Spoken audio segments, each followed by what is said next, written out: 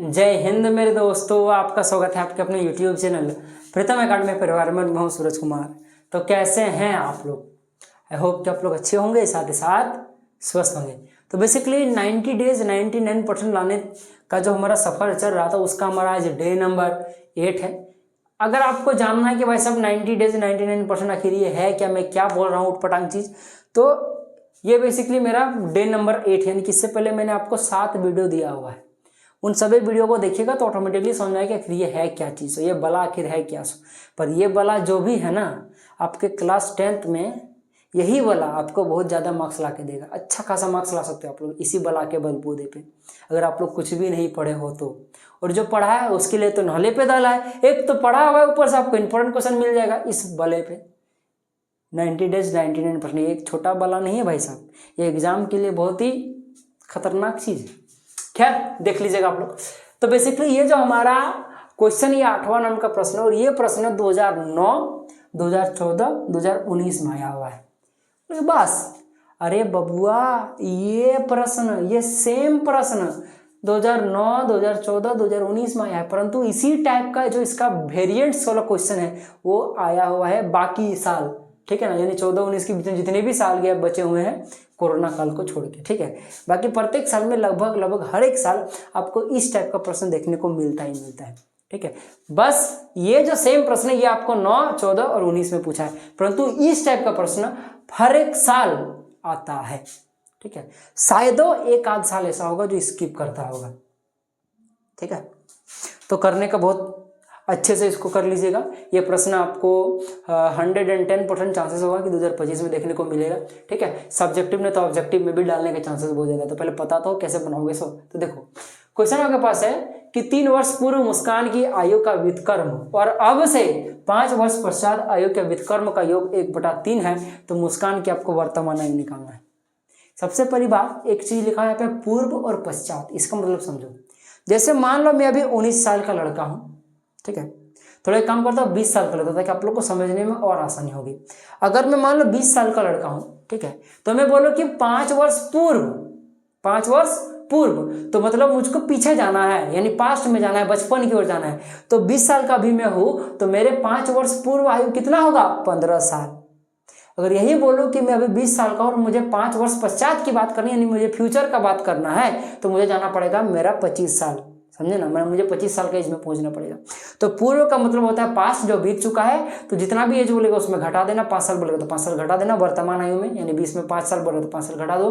बोला कि 6 साल पूर्व, तो मेरा 20 में 6 साल घटा दो। और यही बोले कि आपको 5 साल पश्चात, 6 साल पश्चात, 8 साल पश्चात, तो क्या करना, उसमें जोड़ देना है। ठीक है, ये चीजें क्लियर हुई तो क्वेश्चन पे आते हैं। चलो, तो आपको मुस्कान की वर्तमान आयु निकालना है। तो चलो लिखना शुरू करते हैं। माना मुस्कान की वर्तमान आयु, इसको क्या मान लेंगे भाई साहब? यही तो निकालना है, तो हम लोग इसको x मान लेते हैं। ठीक है, अब बोलोगे सर ये माना ताना समझ में नहीं आता है। भाई साहब कर लो, नहीं तो रट लो। मैं इतना अच्छा समझाने की कोशिश कर रहा हूँ, इसके बाद समझ में नहीं आ रहा तो रट लो, लेकिन कर लो। क्योंकि इस टाइप के प्रश्न आप लोग बना तो लोगे, सब बच्चा बना लेगा, परंतु अगर मान लो 3 नंबर का प्रश्न है तो सबको मिलेगा 1.5 नंबर, 1 नंबर। बोलोगे सर मैंने बनाया पर नंबर नहीं दिया, एग्जामिनर लग रहा है पी के आया था। अरे भाई साहब पी के वो नहीं आया था, आपका आधा अधूरा ज्ञान है, इसीलिए कम नंबर दिया है। क्योंकि ये सभी प्रश्न लैंग्वेज पे डिपेंडेंट होते हैं। अगर लैंग्वेज अच्छा है आपका तो ही फुल में फुल मार्क्स देगा। मैं ही जब ट्यूशन पढ़ाता हूँ, जब ये प्रश्न बच्चों को डालता हूँ, अक्सर डालता हूँ, बोलता हूँ ये प्रश्न आएगा, और मैं अच्छे से कराता हूँ ये प्रश्न। ये तो बहुत ही सिंपल प्रश्न, मैं वेराइटी के प्रश्न कराता हूँ। तो वो बच्चे अगर लिखने भले सही बनाओ, मैं 0 नंबर देता हूँ उसको, एकदम 0 बैठा देता हूँ। कुछ सोचता ही नहीं, एकदम 0 बैठा देता हूँ।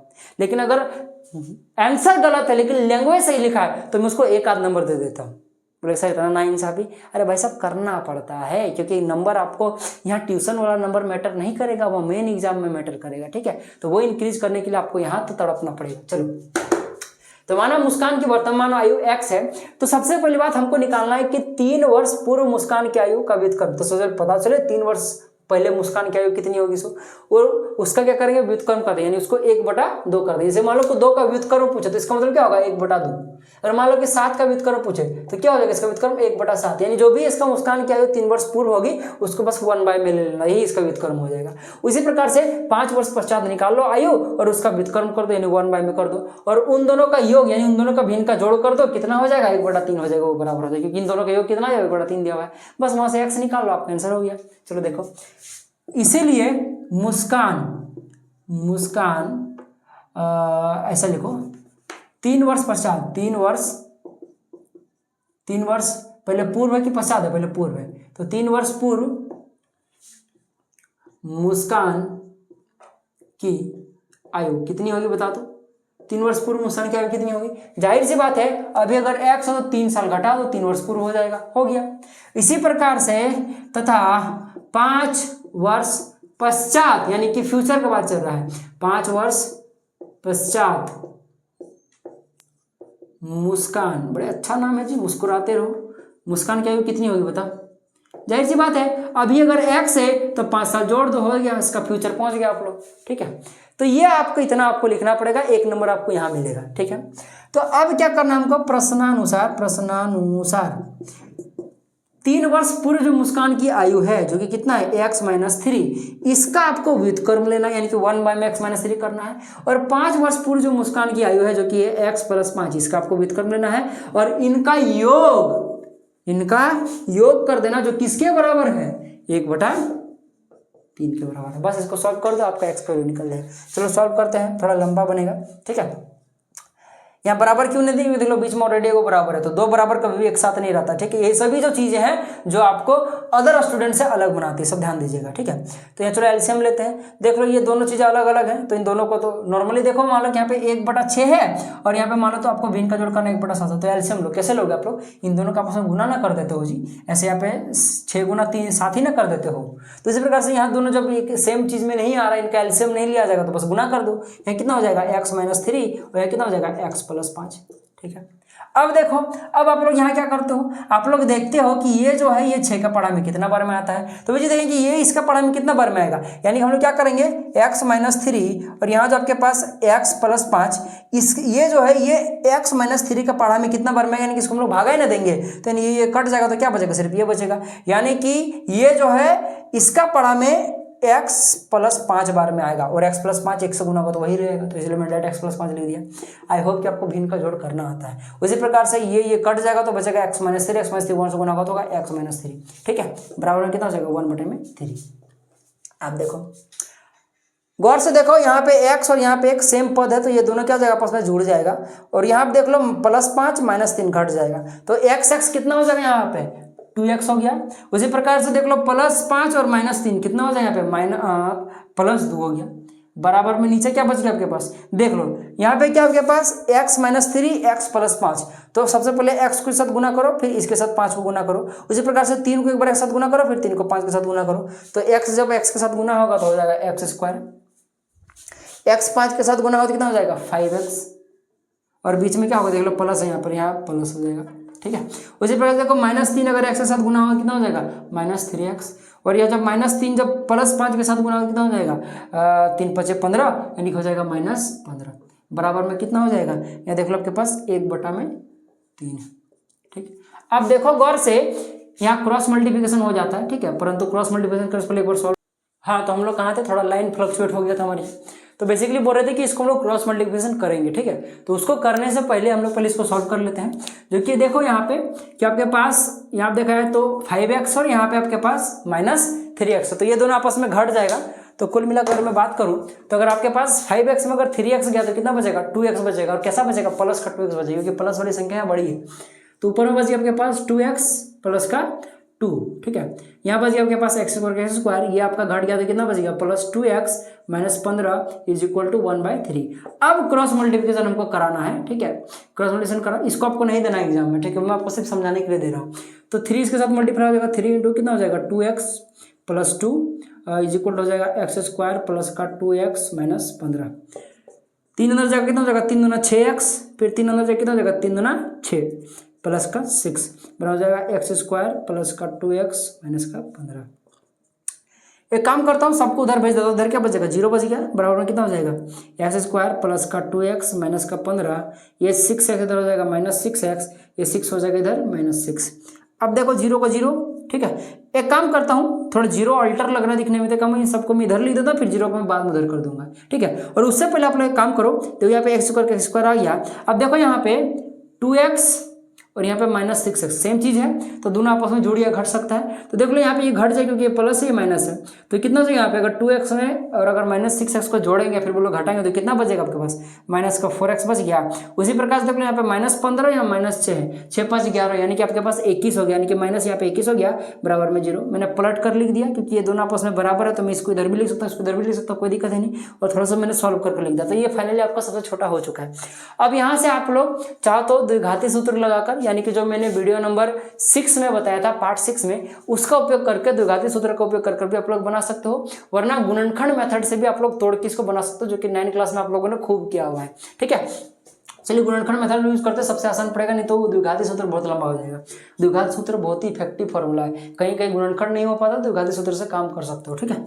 तो देखो, तो यहाँ पे हम लोग 21 को तोड़ देते हैं, क्योंकि यहाँ पे 1 1 के साथ गुना होगा तो कितना हो जाएगा, 21 ही हो जाएगा। 21 को हम लोग क्या लिख सकते हैं, 21 को लिख सकते हैं हम लोग 7 × का 3, 7 3 21, और हम लोग यहाँ 7 और 3 में अगर घटा दें तो 4 भी आ जाएगा बीच में। यही ना फॉर्मूला होता है गुणनखंड का, कि ये x² का जो कोफिशिएंट है उसको बाद वाले से गुना करो, तो यहाँ पे 1 1 के साथ गुना होगा तो 21 हो गया। अब 21 को आपको ऐसे दो गुणनखंडों में उनका तोड़ना है कि उनको गुना करने, उनको जोड़ने या फिर घटाने पर बीच वाला जो है वो आ जाना चाहिए। तो देख लो यहाँ पे 7 और 3 में अगर जोड़ या घटा करो, चलो घटा दिए अगर 7 में 3 को, तो यहाँ 4 आ जाएगा, यानी कि ये परफेक्ट है। और 7 और 3 21 के गुणनखंड भी होते हैं, क्योंकि 7 × 3 21 होता है, ठीक है। तो ये x² हो गया। मैं 4 के जगह पे क्या लिखूंगा पता है, यहाँ पे लिख दूंगा -7x प्लस का 3x। अब बोलोगे सर आपने -7x प्लस 3x ही क्यों लिखा, आपने -3x प्लस 7x क्यों नहीं लिखा, क्योंकि बबुआ 7 में 3 जाएगा तभी ना 4 बचेगा, और हमको 4 ही तो लाना था ना, ठीक है। -21 बराबर में 0। अब देखो यहाँ से x कॉमन आएगा, यहाँ से 3 कॉमन आएगा, x कॉमन आएगा तो क्या बचेगा, यहाँ पे सिर्फ x बच जाएगा, और यहाँ -7 बच गया, प्लस का प्लस 3 कॉमन ले लेते हैं, यानी +3 कॉमन ले रहे हैं यहाँ पे, ठीक है, दिख रहा है आपको, चलो ठीक है। तो यहाँ क्या बच जाएगा, सिर्फ x बचेगा, और यहाँ -7 3 21, यहाँ 7 बच गया, बराबर में 0। अब देख सकते हो यहाँ पे आप लोग, और एक बार इसको कहाँ बना दूँ मैं, काम करता हूँ, थोड़ा जगह बनाता हूँ। ये सब आई होप कि आप लोगों ने लिख लिया होगा, यहाँ पे 1/3 है, ठीक है। चलो यहाँ पे काम करता हूँ, कहाँ लिख दूँ, चलो 90 डेज 99% को हटाता हूँ, ठीक है। चलो तो यहाँ से देख लो आपके पास x - 7 दोनों तरफ से कॉमन आ जाएगा, तो यहाँ क्या आ जाएगा आपके पास, x - 7 कॉमन आ गया, तो क्या बच गया आपके पास, सिर्फ बच गया x + 3 बच गया आपके पास, x + 3, ये किसके बराबर हो जाएगा, देख लो यहाँ पे 0 के बराबर हो जाएगा। अब देखो यहाँ से दो केस बनेगा, एक बार x -7 बराबर में 0 लेंगे, और एक बार हम लोग क्या लेंगे, x + 3 बराबर में 0 लेंगे। सबको पता है जब हम लोग इसको सॉल्व करेंगे तो x वैल्यू कितना आ जाएगा, +7 इधर जाएगा, -7 इधर जाएगा तो +7 हो जाएगा, यानी x वैल्यू 7 निकल गया, ठीक है। वर्तमान में कितने निकल गए यहाँ पे 7 वर्ष, और जब इसमें आप लोग x का वैल्यू निकालोगे तो -3 आएगा। तो सबको पता है कि ये असंभव है, पूछो क्यों, क्योंकि भाई साहब किसी का भी एज नेगेटिव नहीं होता है। कभी आपने सुना है कि मेरा दादाजी का एज -25 वर्ष है, भाई साहब ऐसा नहीं होता है, इसलिए एज जो होगा यहाँ नेगेटिव नहीं हो सकता, ठीक है। तो इसीलिए जो एक्चुअली एज होगा वो यहाँ पे 7 साल का होगा। तो हम लोग इस 3 को कहीं नहीं ले रहे हैं, -3 को, आई होप कि आपको समझ में आ गया, क्योंकि ये नेगेटिव है, नेगेटिव एज नहीं लिया जाता है, पॉजिटिव एज लिया जाता है, ठीक है। तो इस प्रकार से इस टाइप के प्रश्नों को बनाना था। आई होप कि आपको चीज़ें समझ में आ गई। आप लोग बोलेंगे सर बार बार आप उधर क्यों देख रहे हो, जबकि हम लोग यहाँ पे हैं। अरे वो पीछे मिरर लगा हुआ, आईना लगा हुआ, उसी को देख रहा हूँ, ठीक है, यानी अपने आप को देख रहा हूँ। खैर, तो ये जो सारा सीरीज अगर आप लोग कंटिन्यू कर लेते हो ना, तो मेरी गारंटी है कि आप लोग मैथमेटिक्स में 100 आउट ऑफ 100 ला सकते हो, कोई बड़ी बात नहीं है। क्योंकि देखो मैथ सब बच्चा बनाता है, तो अगर आपको कंपटीशन में रहना है, हाँ ये एक्चुअली बात सही है, अगर आपको अच्छा खासा स्कोर करना है तो आपको एसएसटी में हिंदी और इंग्लिश में ज़्यादा ध्यान देना पड़ेगा, क्योंकि मैथ साइंस में सब नंबर लाता है, परंतु एसएसटी हिंदी इंग्लिश में सब नंबर नहीं ला पाता है। वो तो बात सही है, परंतु भाई साहब सब मैथ और साइंस में लाता है तो आपको भी तो लाना पड़ेगा ना। तो सब लाता है तो आप भी ला, और आप लोग थोड़ा ज़्यादा करके ला, 100 करके लाओ। सब लोग 90 95 करके ला रहे, आप लोग 100 करके लाओ, तब ना आप लोग का कॉम इससे भी आपको फायदा मिलेगा, मैथ और साइंस से भी फायदा मिलेगा। एसएसटी हिंदी इंग्लिश से फायदा लेना ही है, साथ साथ आपको मैथ और साइंस से भी ज़्यादा फायदा उठाना है, तो उसके लिए आपको अच्छे से करना पड़ेगा। खैर यही था आज का वीडियो, आप लोग एक बार स्क्रीनशॉट ले लो। और इससे रिलेटेड मैं आपको जैसे कि हर वीडियो में देता हूँ, इस वीडियो में आपको कुछ क्वेश्चन दे रहा हूँ, आप लोग इस क्वेश्चन को बनाना